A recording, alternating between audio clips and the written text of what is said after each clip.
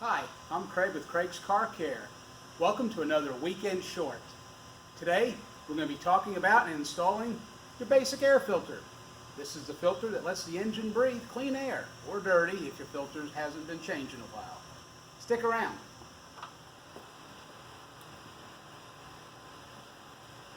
Okay, let's get this air filter changed out for our weekend project.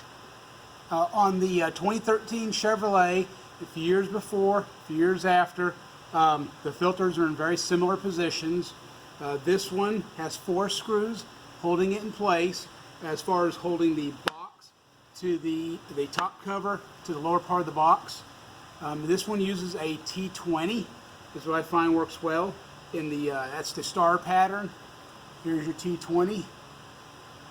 And you can buy it just as a regular screwdriver that's all in one piece. These are adaptable, where I can change the lengths on them. So what we're looking for today is one of these dudes. I took it out of the box, make sure it looked like it was brand new and in good condition. I'm going to take this screw out here first. They're not very tight. And let's see, I don't think you have to even take it all the way out. Just keep in mind, if you leave it in here a little bit, make sure it doesn't just fall out. Because once they fall into there, good luck getting it out. So when in doubt, take it all the way out. Alright, I'll just take this one here, and I made sure it feels like it's still snug. There's another one right down here. You just have to look for these things. Good flashlight. If you don't have a good magnetic light or hanging light, maybe have somebody hold the light for you. Or outside in the sun works really well also. Alright, there's this one. And if you can see this piece right here, this is what's called the mass airflow sensor. This is what reads the air volume and density going into the engine. On some vehicles, it is necessary to unplug it and take this. There's a hose here that has one screw here that is a 5/16 or an 8mm. If you have to take any of this stuff off, make sure that, of course, the key is off, because we don't want to set any trouble codes. And electricity is here, so we don't want to worry about surging and voltage spikes. So keep that in mind when you're doing that.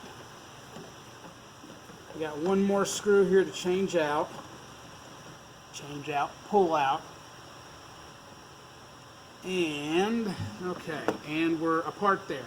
So if you notice, I can simply push back here a little bit gently. I'm gonna raise this cooling hose out of the way and push back. And I just simply reach in and take that filter out. Now that's about a 10,000 mile filter. It doesn't look real bad. I mean, if I turn it over, I've got this closed here, but if I turn this over, I don't know if you can see that or not, but it gets pretty dusty. So we're going to discard this after we check it and make sure it looks like it's the right filter. It is. It's gone. Can you see all this dirt up here? It may not show up on the camera, but that's what just came out of our filter. So I'm going to raise this filter cover up. Now, again, when you're looking in here, if you see a ton of dirt, this has a little bit of debris I'm going to just pick out of here. And otherwise, the bottom of this box is pretty clean.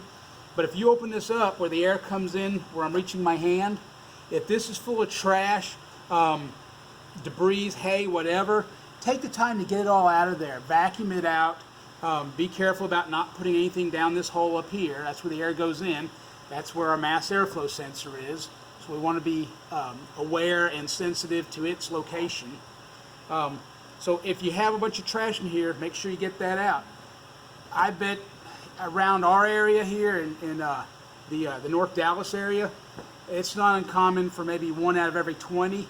I'll open these up and find mouse collections here from where either a squirrel or a rat or a mouse is trying to build a nest in here. So not uncommon. I don't know about where you live, it could be, and I'll need to get that back. Alright, so we're going to pop the filter back in. We want to make sure it's seated completely. And we want to lay our lid back down in place. And I'm actually going to start these by hand here.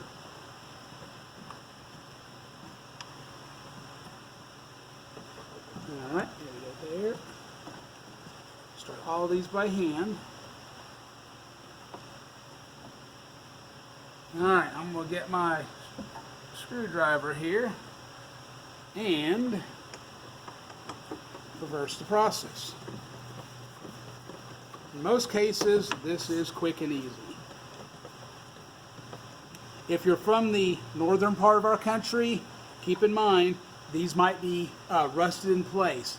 If they are, you're going to have to go through a lot more steps to get this thing apart. If you do it regularly, it shouldn't be a problem. If you're up in the northern part of the country, maybe along the either the east or the west coast, where you've got the salt that's in the air just from the environment that you live in, it wouldn't be a bad idea to coat these screw bottoms, these screws where they go in, because these actually go. I'll back up, and these actually go into plastic. It's not uncommon for these to go into a metal or a brass ferrule, and those can corrode and rot. So if you take it apart and you see metal on the other side, this one was actually plastic. I just thought about that. So it's not going to rust, obviously. But if you live in those environments, take an extra second to put a little bit of anti-seize or WD-40 or something, whatever you got, on those threads. So each time you go to change them out, it won't fight you. Alright, 4 screws are tight. Our air filter's in. Easy as that. Thanks for watching this Weekend Short.